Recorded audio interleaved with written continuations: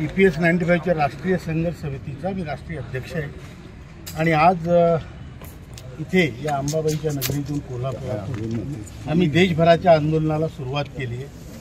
खरं म्हणजे आम्हाला सरकारने बराच वेळ वचनं दिली की तुमचं काम करणार आहे।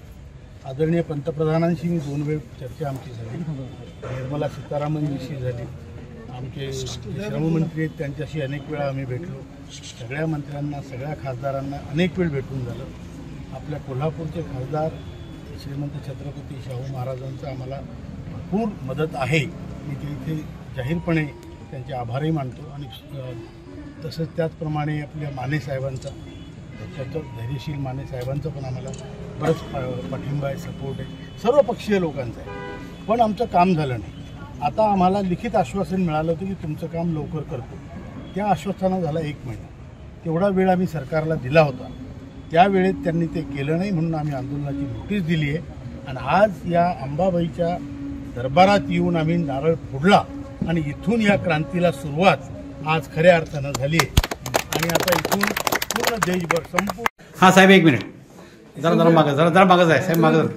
तो दोस्तों, जैसा कि आपको पिछले वीडियो में अपडेट दे दिया था कि EPS 95 पेंशन धारकों की मांगों को लेकर 3 और 4 दिसंबर को दिल्ली के जंतर मंतर पर एक बड़ा आंदोलन होना है, लेकिन उससे पहले 6 से 7 जगहों पर NSC के राष्ट्रीय अध्यक्ष कमांडर अशोक रावत जी के द्वारा धरना प्रदर्शन, आंदोलन और विरोध प्रदर्शन किए जाना है। इसके अलावा NSC समिति की अलग अलग प्रांतीय टीमों के द्वारा भी EPS 95 पेंशन धारकों की मांगों को लेकर जगह जगह पर धरना प्रदर्शन और आंदोलन किए जाना है। इसी को लेकर 18/11/2025 को नेशनल एजिटेशन कमेटी कोल्हापुर की ओर से कोल्हापुर महाराष्ट्र में कमांडर अशोक रावत जी की राष्ट्रीय अध्यक्षता में EPS ऑफिस के सामने EPS 95 पेंशन धारकों ने धरना प्रदर्शन किया और अपनी मांगों को लेकर प्रधानमंत्री के नाम आगामी आंदोलन की नोटिस जारी की है आणि सांगितलं तुमची चूक नाही, तुमच्या मागण्या योग्य आहेत, चूक आमची आहे, आमच्याकडून उशीर होतोय, तुम्ही आंदोलन शांतपणे करा। साहेबांच्याकडे धरा फक्त, असं धरा फक्त, साहेबांच्याकडे धरा या समोर आपल्याला पुढे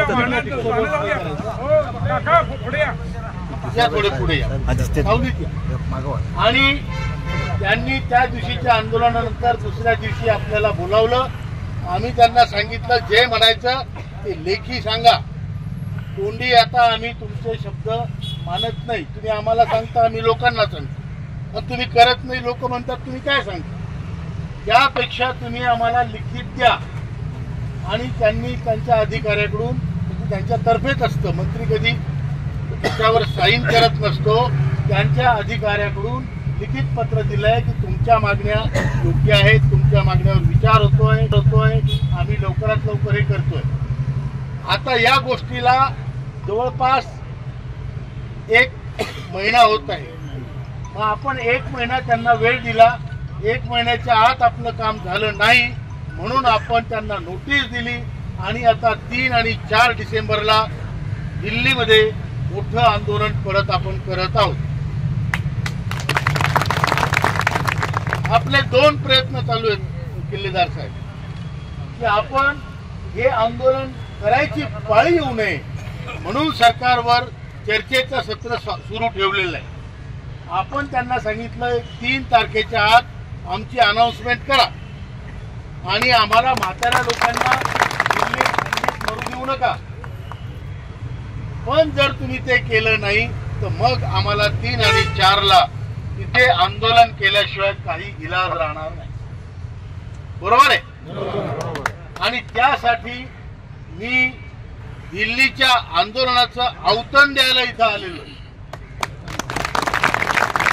जर आपलं काम झालं तर सोन्याहून पिवळं, आणि नाही झालं तर मग तिथं जाऊन त्यांची पिवळी करावं लागेल, बरोबर आहे। आणि त्यासाठी मी कोल्हापूरकरांना मला म्हणतो की जास्तीत जास्त संख्येत लोकांनी तिथे यावं आणि हे आंदोलन करायची पाळी जर आलीच तर ते यशस्वी करणं आपलं काम राहील।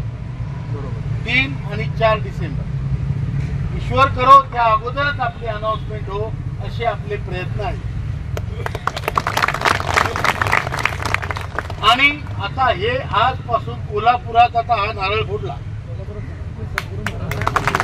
आता संपूर्ण भारतामध्ये EPFOच्या ऑफिसवर, कलेक्टरच्या ऑफिसवर असेच मोर्चे जातील, मोठे मोर्चे जातील, जेवढे जिथं शक्य आहे तेवढे लोक जातील.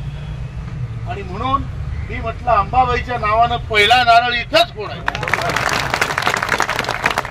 आणि ती अंबाबाई आपल्याला पाहो आणि आपलं काम लवकरात लवकर हो असे त्या देवीच्या चरणी मी प्रार्थना करतो संघटनेतर्फे.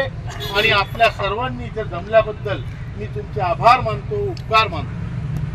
आता माझा दौरा असा आहे, मी बारामतीहून सकाळी निघालो. मी चालक मालक आहे,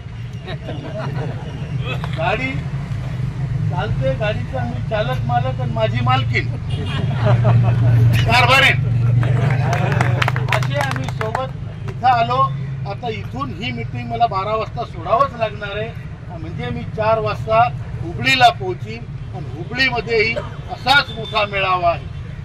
त्याच्यानंतर दुसरा मेळावा उद्या किंवा परवा कारवारला आहे, त्याच्यानंतर बिजापूरला आहे. मी हे पूर्ण चक्कर मारून सगळे मेळावे करून चाललोय. बाकी नेत्यांना बाकी कामं दिलेली. मी म्हटलं सोबत कोण घेऊन जायचं, तर आपल्यावर अंकुश ठेवणारा कोणता आपली बाईक, म्हणून तिला सोबत घेऊन मी निघालो. त्याच्यामुळं मी इथे जास्त वेळ थांबू शकणार नाही, त्याच्यासाठी मला माफ करा. माझा नंबर तुमच्याकडे आहे, काही असलं तर माझ्यावरशी कधी बोलू शकता. फोन नाही उचलला तर मला मेसेज टाक. अशोक राऊत साहेब आगे बढ़ो, बोलतो आणि आपण नारे देऊ.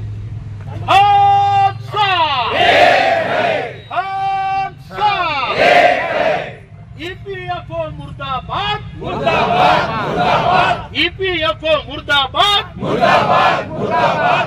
असा कसा देत नाही, असा कसा देत नाही. आणि याबरोबरच मी माझे 2 शब्द